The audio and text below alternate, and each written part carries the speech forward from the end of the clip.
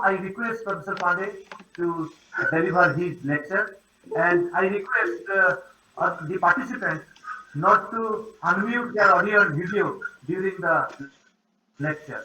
In case of any doubt or in case of any clarification, you just write the message in the chat box so that we can read once the lecture is over.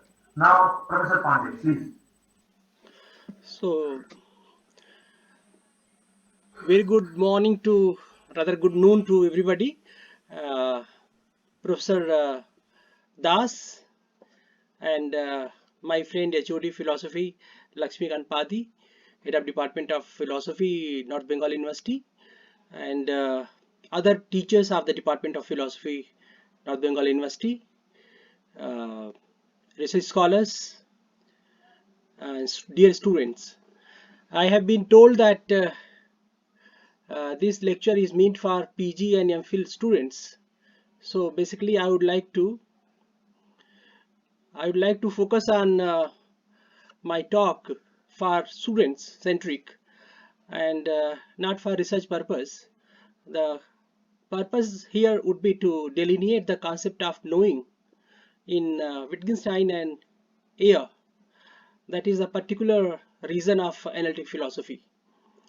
So before I begin, I would like to bring out this significant point that I'm going to limit my talk in respect to these two thinkers, and I would like to go in little background of Wittgenstein, taking into account G. Moore, and basically two papers, rather three papers of G. Moore.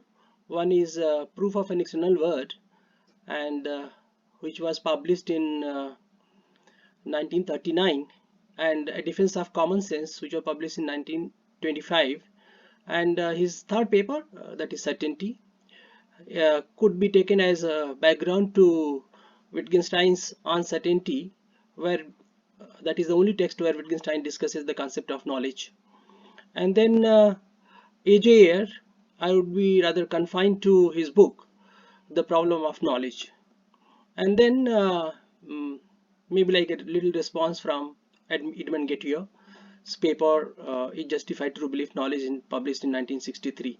This all gives a kind of concept discussion on the concept of knowing, and that is why I am going to relate this talk with these texts, though this will be like a little larger kind of spectrum given the time frame, that is now around 30 minutes.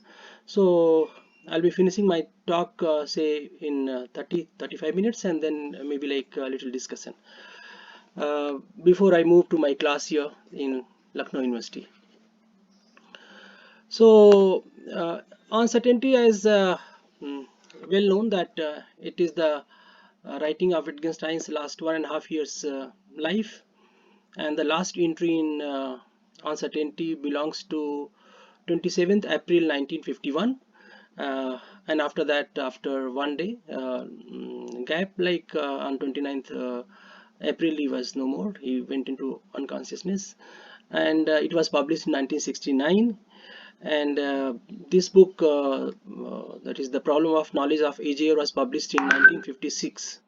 And basically A.J. Ayer discusses certain points from Wittgenstein, and that is why it is very interesting to relate these two texts together, that is Wittgenstein's notion of knowing and that of A.J. Ayer's notion of knowing, where A.J. Ayer brings out not only Wittgenstein's idea of knowledge, but also at times brings out Wittgenstein's issues from his philosophical investigations, and he discusses certain points.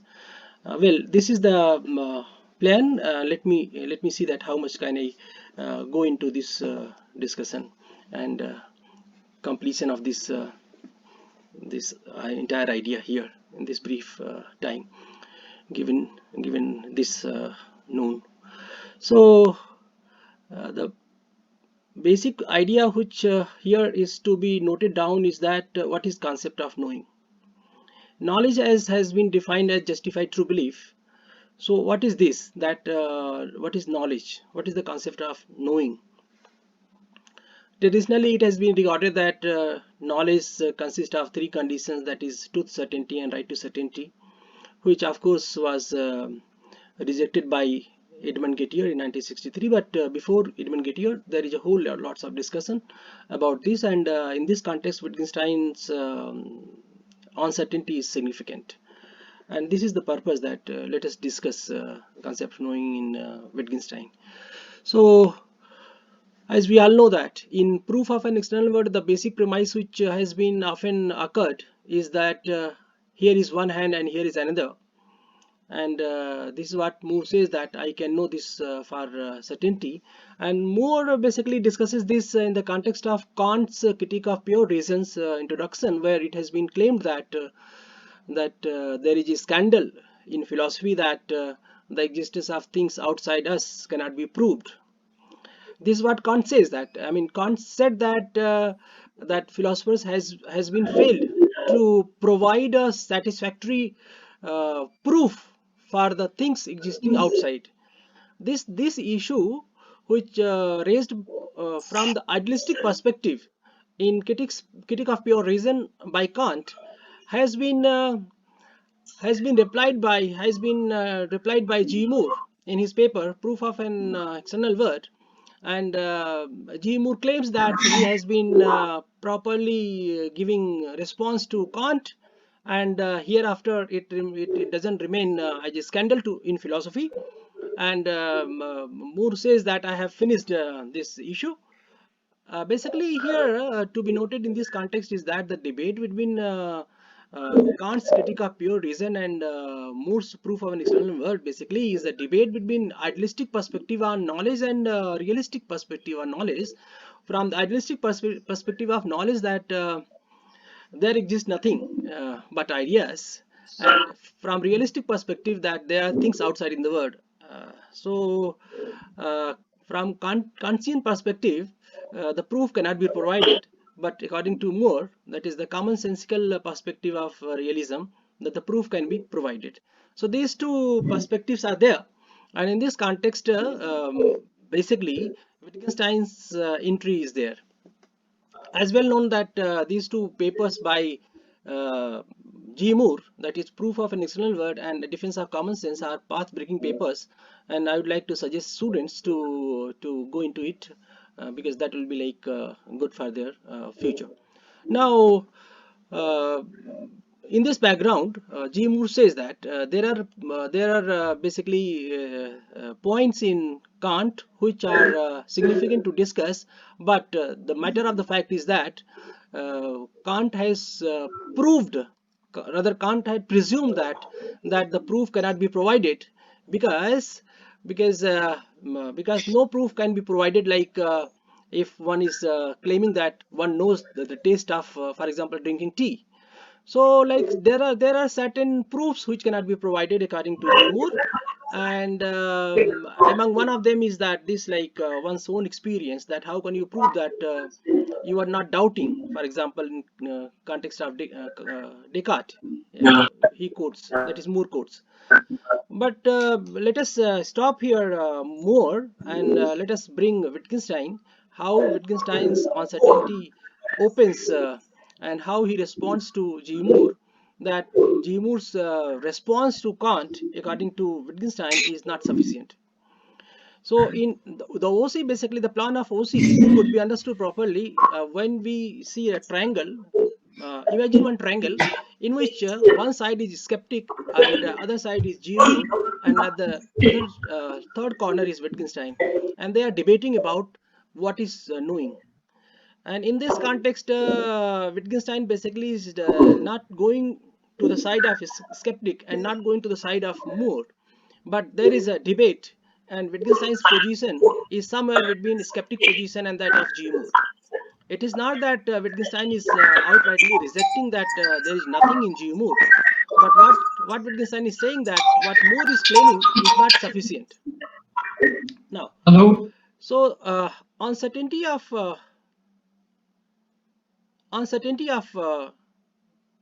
Wittgenstein has to be seen as in the context of its parts. So there are four parts of uncertainty of Wittgenstein. As you all know that there are 676 paragraphs in Wittgenstein's uncertainty. In part 1, that is paragraph number 1 to 65, Wittgenstein discusses about Moore's paper, that is proof of an external word. And this is basically what I'm saying, that there are few remarks which are beyond this paper of G. Moore, but basically part 1 of OC could be regarded as a response to this paper of G. Moore. And the second part of OC, that is from the paragraphs number 66 to 192, could be regarded as a critique of G. Moore's second paper, basically, which are here under discussion, that is a defense of common sense. And part 3 of OC could be basically regarded as Wittgenstein's own conception of knowing, and that is the paragraph from paragraph number 193 to 299. And the last part of OC, that is paragraphs number 300 to 676, more or less are discussions about the concept of hinge propositions. And there is a claim that Wittgenstein basically endorses foundationalism, and some say that he is not foundationalist so far a hinge proposition is concerned, but that will be too much I think for discussion here. So I would like to confine a brief discussion so far as the first two sections are concerned, that is responses to G. Moore, and maybe some remarks about Wittgenstein's own concept of knowledge are under significant discussion. So we would like to bring some ideas from that section number 3 of OC. So first paragraph of OC, that is if you know that there is one hand, I will grant you all the rest. That means that is a discussion on G. Moore, and throughout this section, that is paragraph number 1 to paragraph number 65, Wittgenstein keeps on discussing this proposition, that is the claim of G. Moore in response to Kant, that I know that this is my left hand and I know that this is my right hand. And Wittgenstein has pointed out in one of the paragraphs that shows that that is the beginning of discussion on hinge proposition, that this claim that I know that this is one hand and I know this is another hand basically presupposes that there is a hand, and there is a hand is unsaid and unuttered, basically. That is the called hinges of the notion of hinges of Wittgenstein. But let us not go in that detail, but let us come to the from this claim of Wittgenstein, that if Moore could prove that he knows that this is his left hand, and if he knows that this is his right hand, then I would like to accept everything whatever Moore has said. That means that Moore has not been successful in proving that this is his left hand and this is his right hand, and therefore he cannot claim that he knows, quote unquote. So the claim to know has been has been subject matter of hot debate and discussion. And again, Wittgenstein in paragraph number 11 says that we just do not see how specialized the use of I know is, and that is why we claim that I know this. So knowing is something has been used in philosophy in a particular manner, which has to be taken as distinct from knowing in common sense parlance. So when you say that I know that this is, for example, this is glass, then your knowing is not a philosophical knowing, but a practical kind of application of the word know. But in philosophy, when we know, when we use the word know, we use from the particular perspective. So according to Wittgenstein in OC 12, for example, he says that I know seems to describe a state of affairs which guarantees what is known, guarantees it as a fact. One always forgets the expression I thought I knew. So this basic claim of Wittgenstein is that when Moore is saying that I know that this is my left hand, I know this is my right hand, basically his claim should be treated as I think I know. So there is a distinction between I know and I think that I know. So this is a significant point which basically is treated in philosophy as Wittgenstein's critique of G. Moore, and the major critique of Wittgenstein against G. Moore, that is the distinction between I know and I think I know has to be delineated. And most of the times when we claim that I know, basically that is not I know, but that is basically I think that I know. And in this context, it has to be seen that Moore, not only Moore but also Ayer, in the first chapter of the problem of knowledge, discusses the second feature of knowledge, that is a second feature of knowledge or a second condition of knowledge, that is under the title, does knowing consist in being in a special state of mind? Does knowing consist in being in a special state of mind? That means that his discussion is conclusion of his discussion is no. Knowing basically doesn't consist in being in a special state of mind. Why? If we accept, according to Ayer, that knowing consists in being in a special state of mind, then basically we would land into subjectivity, and then there will not be any objective criteria of certainty, which is regarded as second feature of knowledge, and therefore knowing cannot be regarded as a subjective thinking. And Wittgenstein, when he said that there is a distinction between I know and I think that I know, so Wittgenstein basically emphasizing on the same idea which is published by Ayer in his book in 1956. That is, knowing cannot be treated as a special state of mind. It has to be treated through some objective criteria of certainty, which is the second feature of second condition of knowledge. Now, uh, again, this has to be noted in the context of paragraph number 14 in OC, that is Wittgenstein's remark that an idealist question would be something like this: what right have I not to doubt the existence of my hands? That is the demand for objectivity is very much highlighted by Wittgenstein, and it has also been accepted by Ayer in his the problem of knowledge. Now, one significant point which is not in Ayer is the importance of the context of knowing, and that is the Wittgensteinian notion that knowing has a context, a form of life and language game, and in that context only it has to be understood. But let us postpone that discussion on that for the time being, and go to paragraph number 30 of OC, where Wittgenstein says that one does not infer how things are from one's own certainty. That is, subjective certainty is not treated as a criteria of knowledge.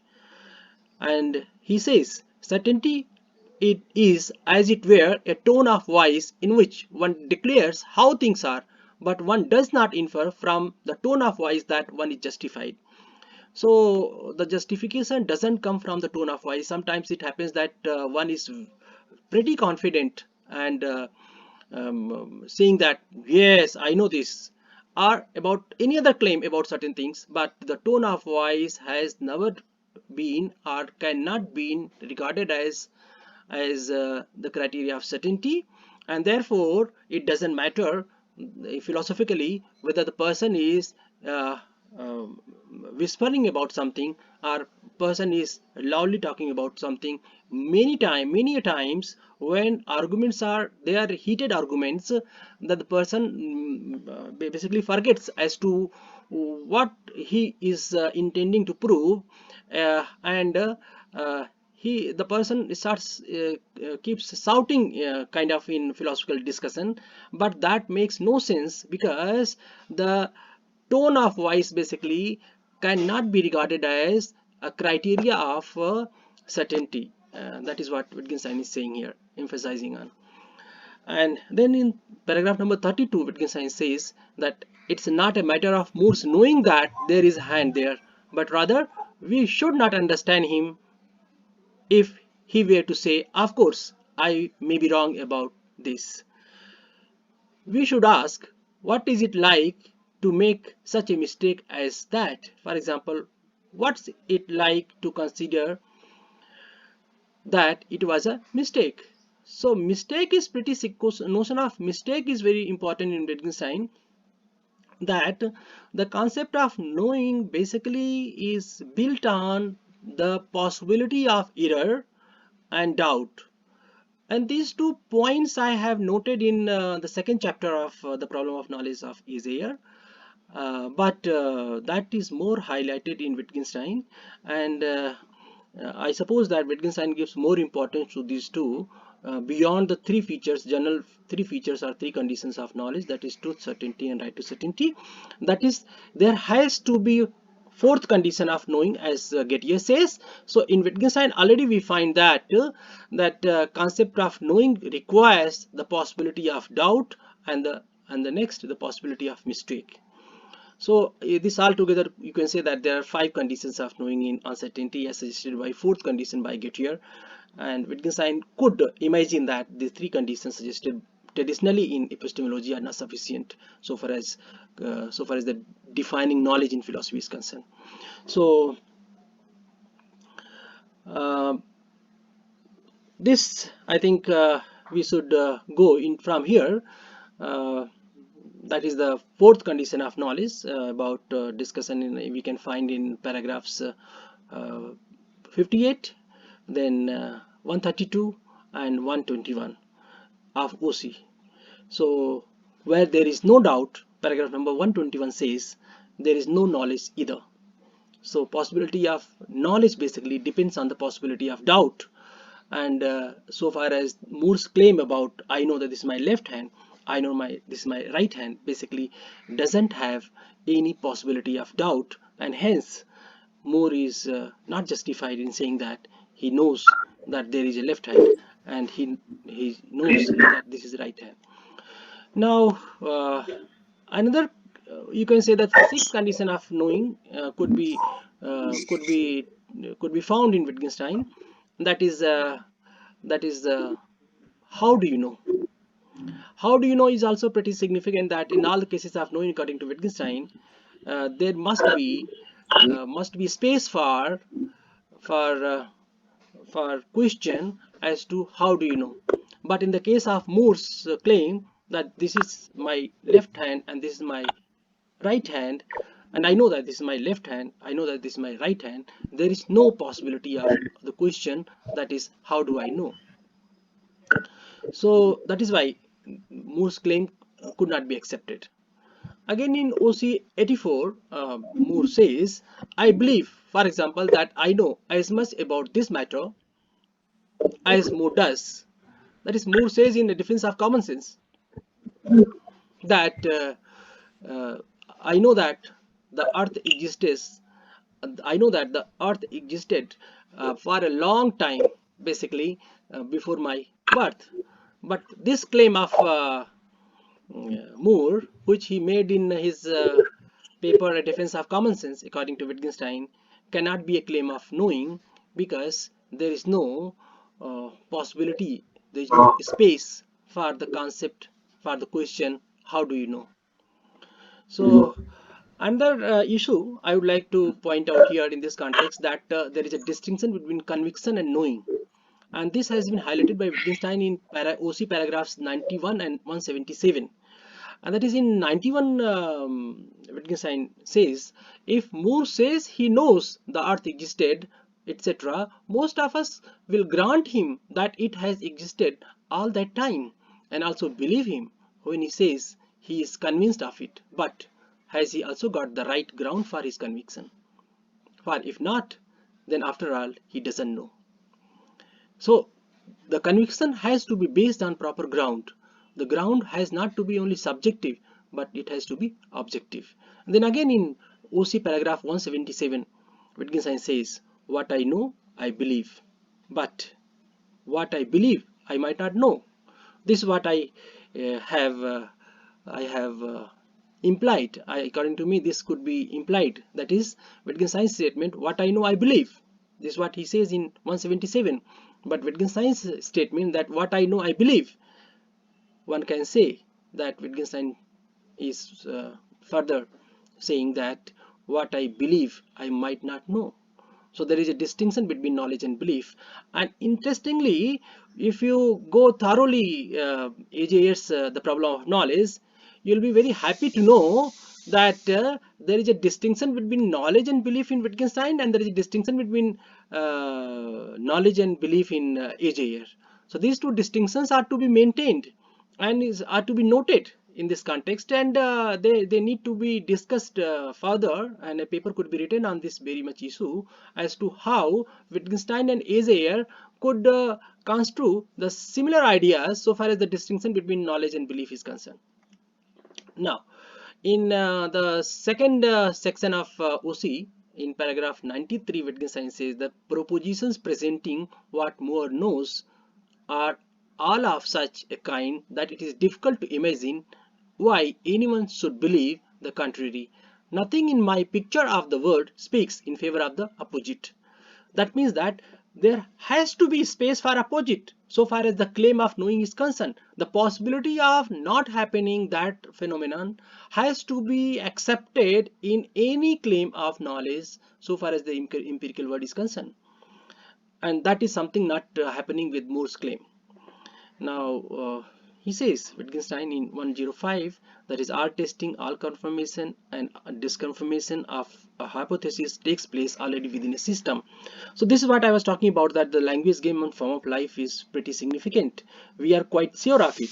Does not mean that the quote unquote, we are quite sure of it, does not mean that just that every single person is certain of it, but that we belong to a community which is bound together by science and education.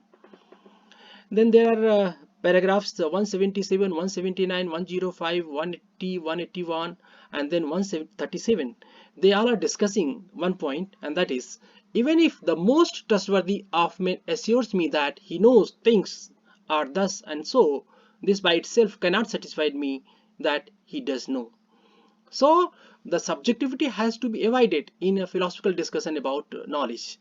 That is, the subjective knowledge is something outrightly rejected. There is nothing like subjective knowledge.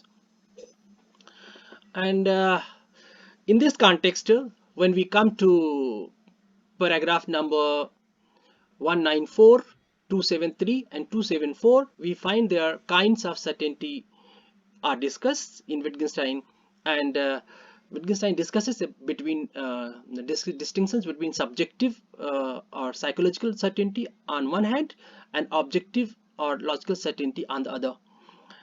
Wittgenstein says that in paragraph number 194, that is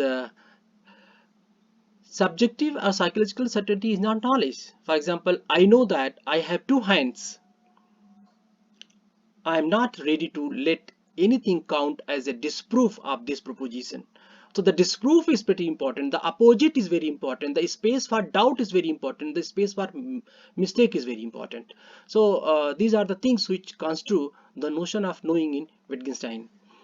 And now, as I said that there is no time to discuss the concept of hinge proposition in OC, so we'll postpone it for some other time, discussion about Wittgenstein's notion of hinge proposition. That is there is a debate also that whether hinge propositions are expressed in Wittgenstein's OC or not, but in brief one can understand that I know that this is a table means that there is a table. So there is a table is hinge proposition which is unsaid or unexpressed in Wittgenstein's OC. According to OC, that the hinge proposition is inexpressible. So there is a debate between Norman Malcolm and some other philosophers that whether hinge propositions are expressible or not. Now from here, let us go to Ayer.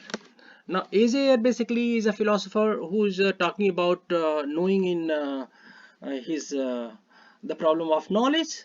The problem of knowledge basically throughout the problem of knowledge book, which consists of 5 chapters, Ayer discusses certain concepts which are in the context of Wittgenstein also.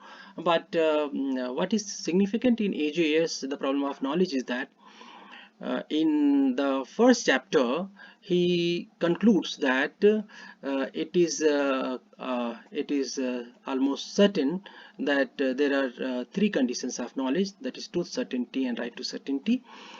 Though there is a debate as to what is the nature of truth and what is nature of certainty and what is nature of right to certainty, but this all may quite be accepted. So this book of Ayer, that is the problem of knowledge, and this is certainty, uncertainty of Wittgenstein, basically are the two crux of crux texts about the epistemology which students must go through.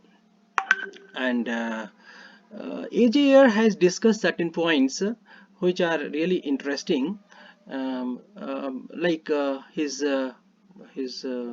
questioning as to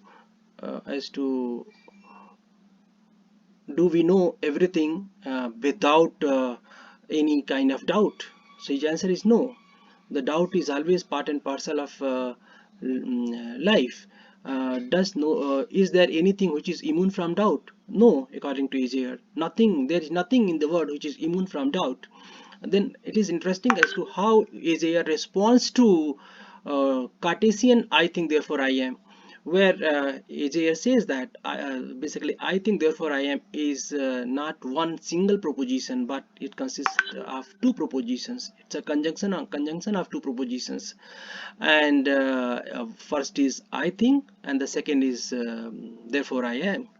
And then Wittgenstein, different from Descartes, Ayer says that basically "I think therefore I am" is a hypothetical proposition. That is, it has to be seen as if I think, then I exist.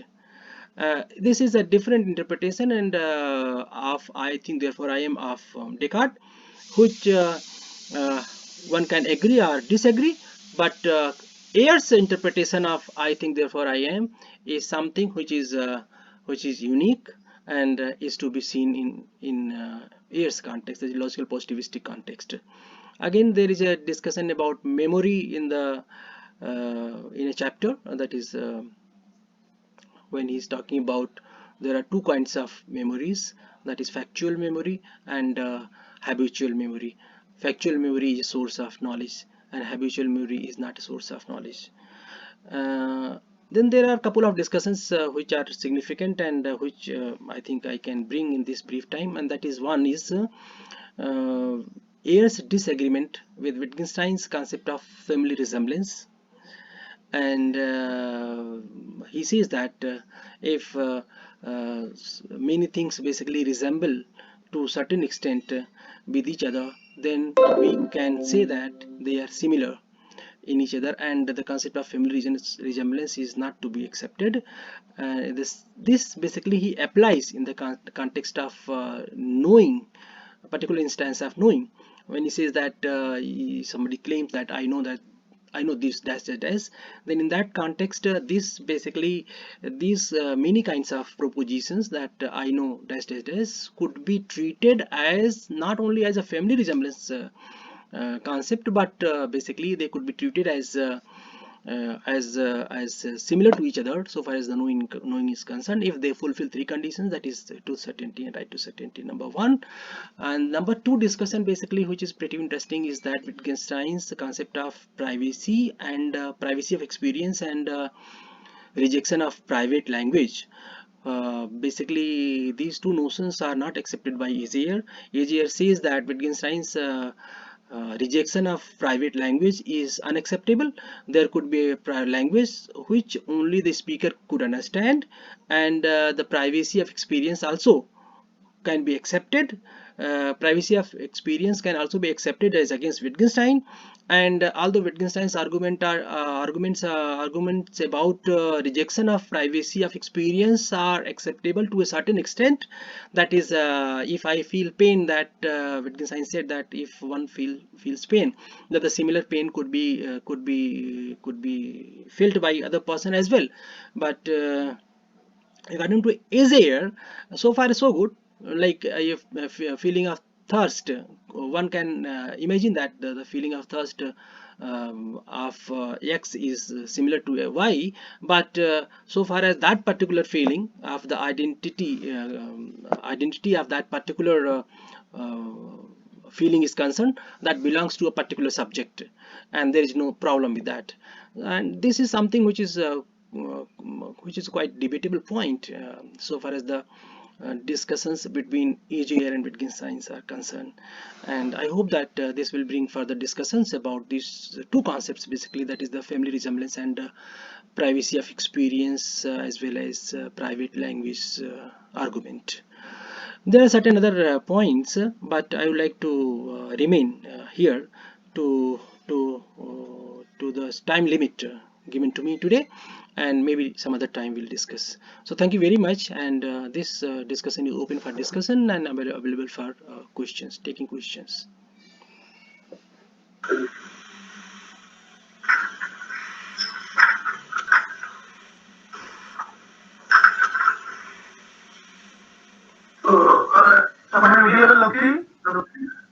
Hello. Yes, you are audible, Professor Das. Yes. I hope so. At the outset, I express my heartfelt thanks to you for delivering an integrated, I think, philosophical issues covering so many great philosophers, epistemologists, Kant, Ayer, Moore, and Wittgenstein. They are certainly the core philosophers of analytic origin. So actually, Professor Pandey begins with uh, the philosophical insight of of Moore and Wittgenstein and Ayer past. Actually, he actually analyzes the response of Immanuel, Wittgenstein's response to Moore with regard to Immanuel Kant. And it is common to all of us that Wittgenstein's in different senses influenced by Immanuel Kant. And here actually Professor Pandey raised the famous issue, the defense of common sense in the light of Moore. And his famous example, this is my right hand and this is my left hand, so there are at least two hands. Actually, this article is very famous to Moore. Moore actually wrote this article to deny the idealistic positions and thereby established the common sense theory or the radical realism. Now, one interesting insight actually which indulges me a lot is that particularly Wittgenstein has raised a question against Moore with regard to the concept of objectivity. So, according to Wittgenstein, as Professor Pandey claims that this is my right hand and this is my left hand, this is not the knowledge of objectivity. This is the knowledge of subjectivity because psychological involvement are there. So how do we come to know that this is not the proper knowledge? This is not the proper knowledge because, according to Pandey, we cannot raise any question of doubt about the statement, this is my right hand, this is my left hand. So any knowledge in proper, we can have the opportunity to raise questions about philosophical questions. So in Moore argument, there is no position of raising any questions, the question in the form of how. So if a Moore theory is right, that is, this is my right hand and this is my left hand, it is primarily subjective knowledge based on the psychological issues, but it is not objective knowledge. So Wittgenstein actually invokes knowledge in the sense of objectivity. So in this regard, Professor Pandey claims that the Wittgenstein in this regard is very close to Ayer. And then he also makes the subtle distinction between Ayer and Wittgenstein from other perspectives. That is, there are two important insight Professor Pandey have raised, which differs from Ayer and Wittgenstein. One is a family resemblance, and the other is the concept of a private language. As you know that Ayer advocates in favor of a private language, and Wittgenstein in his philosophical investigation completely denies the possibility of private language. So in this regard, actually, here it defends his idea of private language by citing the examples of first person proposition, that is, I am in pain and so forth. And here it calls such propositions as basic propositions along with the Carnaps and other as well. But Wittgenstein denies Ayer's position that there is no possibility of a private language. So this debate is again a fascinating debate between the Wittgenstein and Ayer. So the whole issues actually depends on the concept of objectivity. How do I know? This is actually certain insight of the discussions. Perhaps such a Professor Pandey claims that actually Wittgenstein, while defending the paradigm of knowledge, provides such a fourth condition of knowledge besides the traditional or classical three criteria of knowledge to believe and justification. I'm not sure about what is the actually nature of this fourth condition, but Professor Pandey rightly pointed out, Wittgenstein offers us a fourth condition of knowledge besides the three conditions to believe and justification, that is what we call the traditional concept of knowledge. So these are important issues. I think that there are so many other interested research scholars and students. This session is set up for these particular young scholars. I think that they will raise questions and observations. It is better for me to my dear students, particularly research scholars and our PG students, and after that, if any of the colleagues or college teachers is interested, certainly they will raise the questions as well. So I request that ask my PG students and scholars, PhD and MPhil, please raise your questions or observation about the deliberation given by Professor K.Z. Pandey. Over to the students. Ask. Anybody? Or research scholars?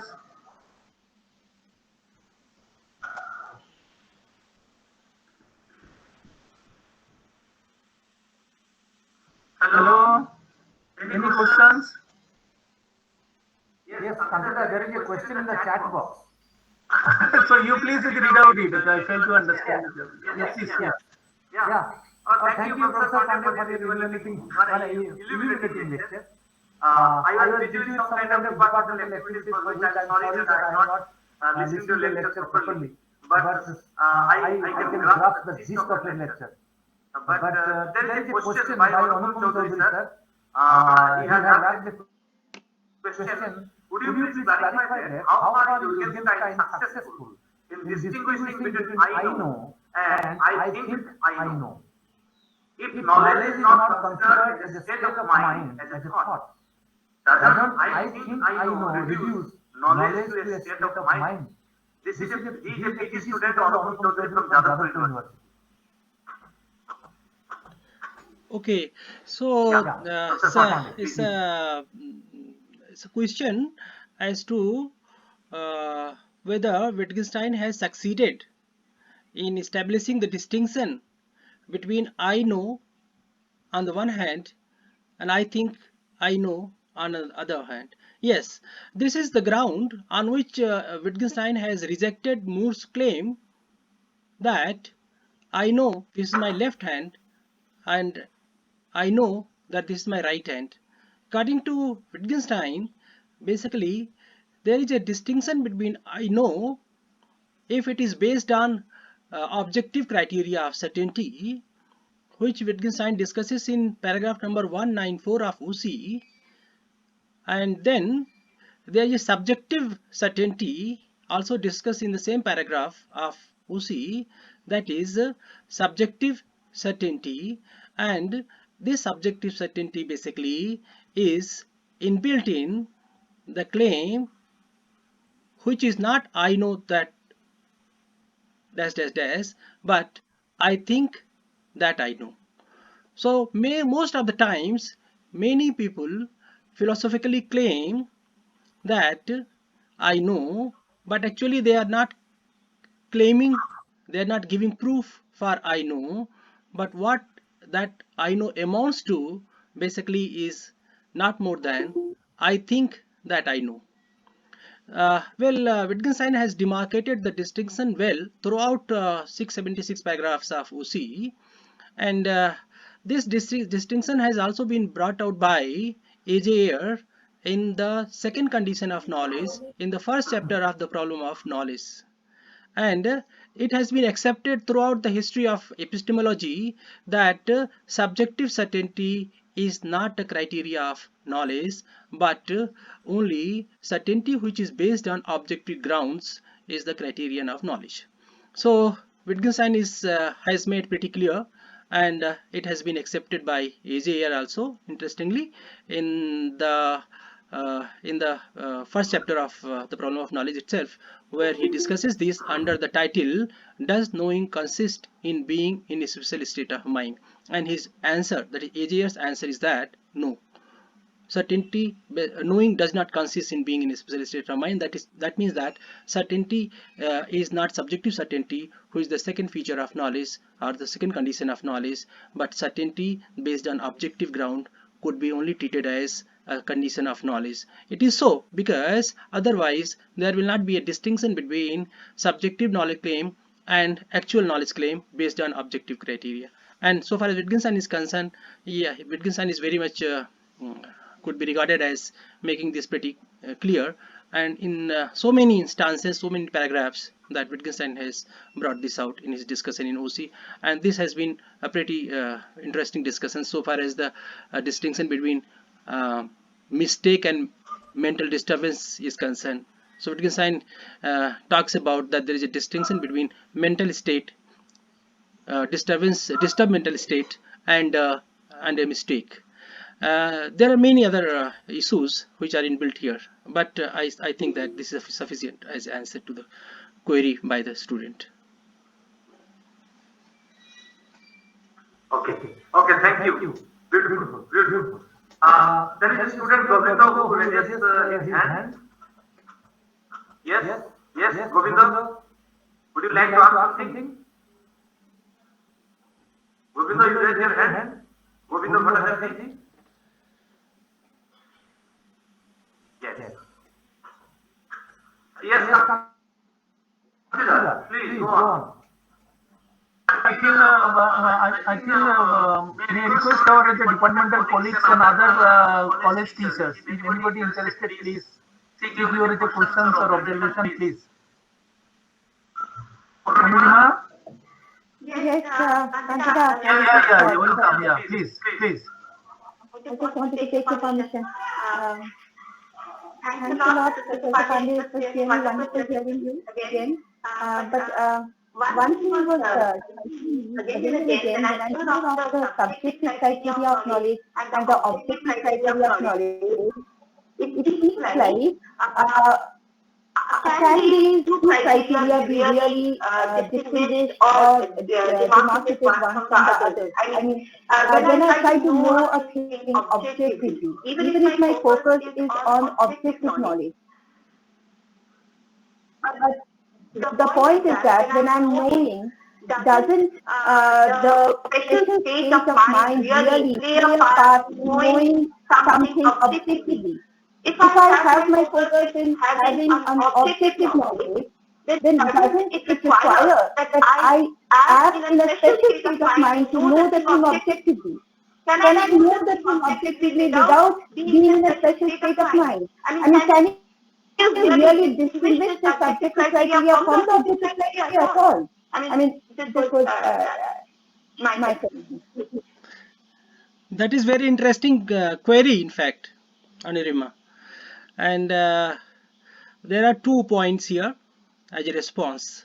Number one, we are talking about subjective certainty and objective certainty, and which could be treated as in your question as subjective knowledge and objective knowledge. So here Wittgenstein basically discusses about subjective certainty and objective certainty, and makes it pretty clear that is objective certainty is based on what, that is objective grounds. And there are 5 grounds so far as the proof for the empirical statement verification is concerned. There are 5 proofs given by Ayer also, and they are like memory, historical record, scientific proof, etc. Now so far as the second point is concerned, Wittgenstein has made it clear in one of his paragraphs of OC, and that is those who say, the gist of that approach is something like this: those who say that there is a distinction between belief and knowledge, that is belief and knowledge basically correspond to 2 mental states, that is two states, cognitive states in mind. That is, the one state, cognitive state is belief, and other cognitive state is knowing. These philosophers basically they construe something like there is a distinction between I on the one hand and Wittgenstein another. That means that according to Wittgenstein, there is no distinction between cognitive state, so far as the cognitive state of belief and cognitive state of knowing is concerned. What makes the distinction between the cognitive state of belief and cognitive state of knowing is the objective proofs given afterwards. That is according to Ayer, could be the ground for right to certainty, from these 5 grounds which Ayer had mentioned. So this is what the second point I think could be corroborating to your query, maybe. Yeah. Sir, even if there are objective grounds, we have to grasp those grounds. We have to internalize those. Unless and until I internalize those grounds, I cannot consider myself as knowing the thing. So there should be a position of my mind to update the particular information to the level of knowledge that my special state of mind should play a part in considering those grounds and upgrading that particular information to a position of knowledge. Isn't it? This is very interesting. This is what Ayer has discussed in the does knowing consist in being in a special state of mind in the context of Ryle. Ryle has discussed this, that at least once I should have realized that thing in one of my mental states. At least once that should have become subject matter of my mental state. That kind of certainty which you are saying, that subjective certainty cannot be regarded as a criteria of knowledge, but at least once upon a time that should have been gone into my subjective state. But then there is a great debate, I mean longest debate in the problem of knowledge of Ayer, and the conclusion of that discussion is only this thing, that whatever may be the thing, but it is not that mental state in itself which decides the nature of certainty. Nature of certainty is not to be decided by realization in a somebody's mental state, because the somebody's mental state cannot be so grand that could provide to the entire conception, second condition of knowing. So far as the mental state of a particular person is concerned, has not been treated as something as a criteria for certainty, so far as logical positivists are concerned or analytic philosophers are concerned. But this is pretty interesting question, and this is a complex question, that I must admit, and it has been discussed thoroughly in around 12 pages by Ayer in his The Problem of Knowledge. Yes.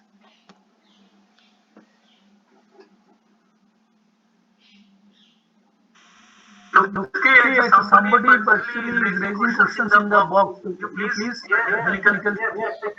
Yes. See, one Govinda Bhattacharya is asking a question, sir, will you please explain knowing how and knowing that on this regard? Yeah, knowing how, knowing, Yeah, Govinda. yeah, knowing how and knowing that basically is also discussed by Wittgenstein in Uncertainty. Knowing how is something which Wittgenstein is endorsing, that is that the criteria of knowing is basically questioned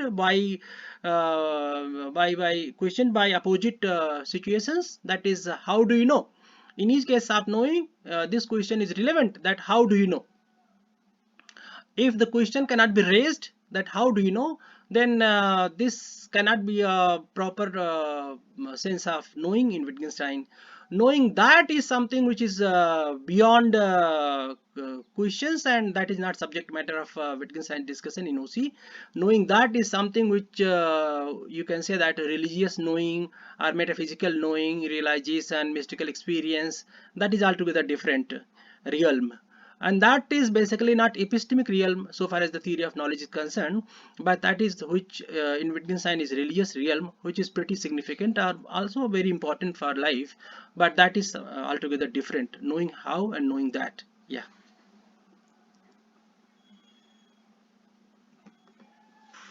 He is also asking one more question, Professor Pandey. Yeah. That each JTB only necessary and sufficient conditions of knowledge. Is Govinda, these are the very fundamental questions you are asking, Professor Pandey. Yeah, Can I respond to this question, Professor Pandey? yeah. What is the question? May I respond to this question? What is the question? Yeah, the question is JTB only necessary and sufficient conditions of knowledge. Justify true belief. That is what rejected by Gettier. Is it the only sufficient and necessary and sufficient conditions of knowledge? No, this is not necessary. JBT is not necessary and sufficient condition of knowing, and Gettier had basically rejected that JBT criteria of knowing, that is truth certainty and right to certainty, which JBT accepts according to Gettier is not sufficient. And according to Gettier, there is a fourth condition needed, and basically Gettier has not shown as to what is the fourth condition, but Gettier has only shown that JBT criteria of knowledge, that is knowledge as justified true belief, is not acceptable, because Gettier has shown through two cases. There are two examples of Gettier which has proved that JBT is not sufficient, and since 1963 it has been under the subject matter of discussion that JBT is not sufficient. Yes, you're right. Yeah.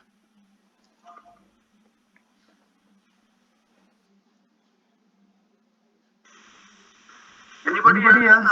My colleagues, anybody else? Involved is here. Hello. Yes.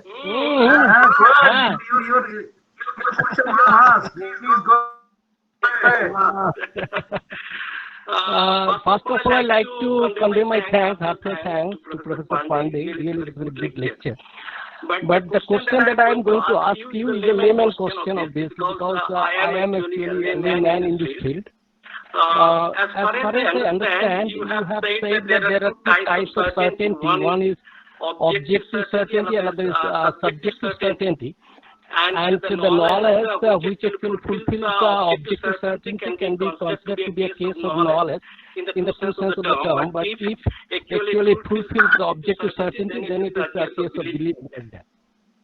And one thing that is I'd like to know that when actually Ayer says that it is my right hand and it is my left hand, then why you mean Wittgenstein saying that it is not a case of objective certainty?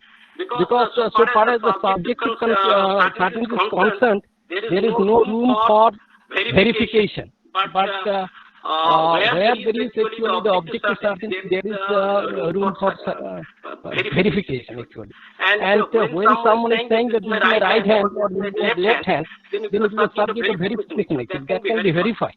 And why you are saying, or Wittgenstein is claiming that it is not a case of objective certainty? This is what I want to know. Okay, thank you, sir. This is really very significant question, and this is not a novice question, I must say. So that the subjective certainty and objective certainty, so far as the Moore's claim that this is my left hand, I know that this is my left hand, I know this is my right hand, the question is that there is a verification of the hand, then how can you say that this is subjective certainty and this is not objective certainty, because the hand is very much under the pratyaksha, and pratyaksha pramana is the Yes, most yes. significant pramana, so pratyaksham kim pramanam. So there should not be any doubt, because it is visible outside, and this is very much under the verification. So how can you say that this is not objective certainty? This appears to be most objective certainty. Yes. So Wittgenstein has discussed basically in this context that first of all, number one point is that according to Wittgenstein, every knowing basically makes sense only in a particular context of language, game and form of life. So he discusses, for example, if somebody goes in front of his house and shouts that I know that this is my house, I know that this is my house, and he keeps on shouting for some time, then people will not say that he knows that it is his house, but they will understand that he has gone mad. And in that context, Wittgenstein makes this pretty significant distinction between a mistake and mental disturbance. Number one point. Number 2 points, going beyond the traditional definition of epistemology, that is the JBT condition as pointed out by the student, that is knowledge means that it fulfills 3 conditions, that is truth, certainty and right to certainty. Wittgenstein, as has been raised by Edmund Gettier, is also 1963. Wittgenstein has shown that in all cases of knowing, the possibility of 3 things are to be noted. That is, these 3 things could be treated as 3 conditions of knowing. Apart from the 3 traditional conditions of knowing, these 3 new conditions are suggested by Wittgenstein. One can presume, one can paraphrase, one can interpret Wittgenstein like, what are those 3? Possibility of doubt, second, possibility of mistake, and third, possibility of the question, that is, how do you know? So in case of this, that this is my I know that this is my left hand, I know this is my right hand, when Moore is claiming, there is no possibility of doubt. Number 1, there is no possibility of mistake. Number 2, number 3, there is no possibility of the question, how do you know? So since there is no three possibilities or 3 conditions, so to say, this cannot be treated as objective certainty. And objective certainty doesn't mean that there is no doubt. Objective certainty basically is certainty which is epitomized in Wittgenstein's notion of Hinge proposition, where if somebody is saying, for example, bring the glass. So bring the glass, basically this is a proposition which presupposes that there is a glass, and that the proposition, unsaid proposition that there is a glass, basically is a Hinge proposition, which could be treated as the objective certainty paradigm. The paradigm of objective certainty in Wittgenstein is the concept of Hinge proposition. So in brief, I would like to point out, but after all, this question is also a very significant question. Yes, thank you. Anybody else? Hello. Anybody? My colleagues? Anybody? Kamsida,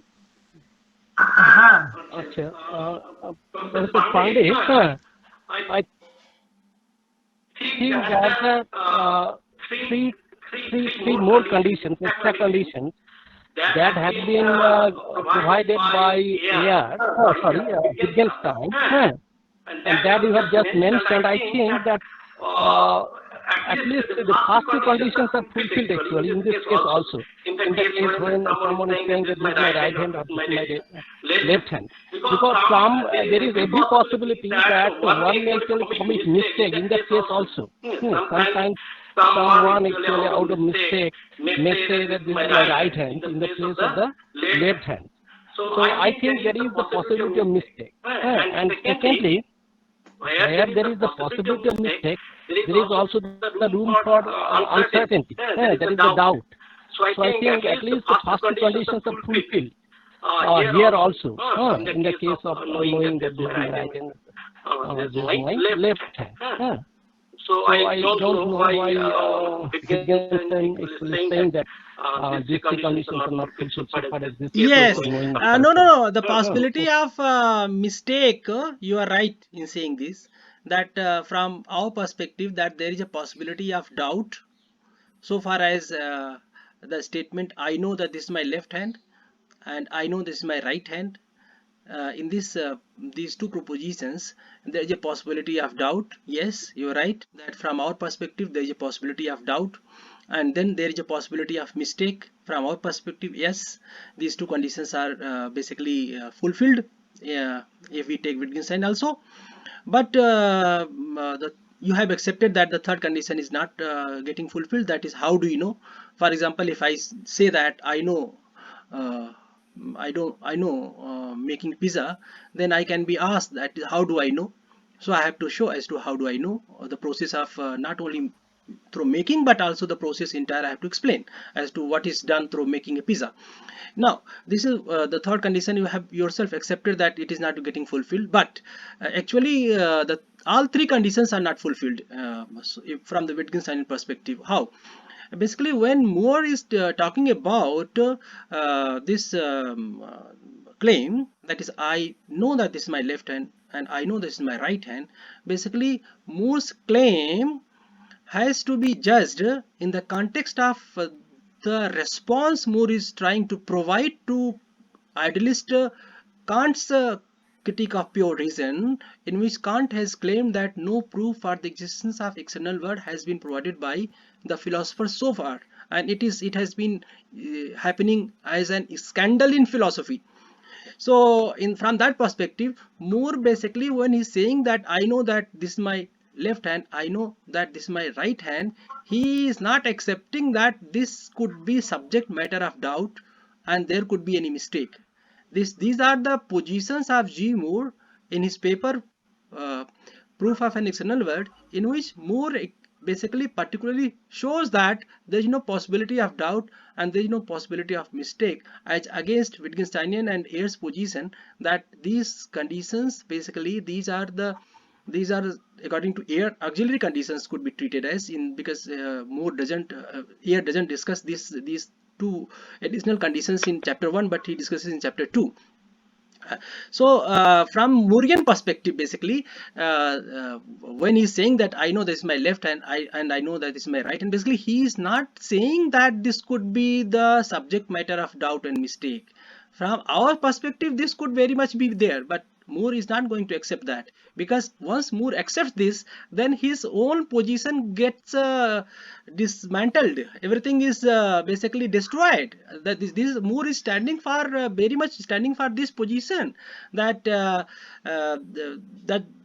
this proposition that I know that this is my left hand and I know this is my right hand basically cannot be doubted, that this cannot be subject matter of any mistake. This is as clear and distinct as Cartesian, I think, therefore I am.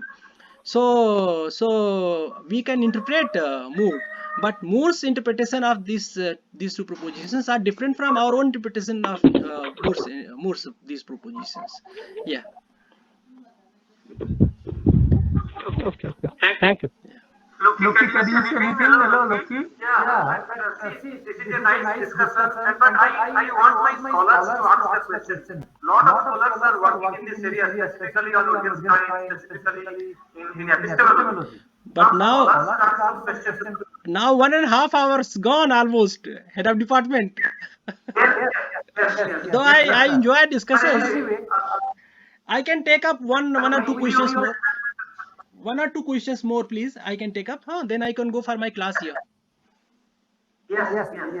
So any scholar, they can ask questions. Okay. Okay.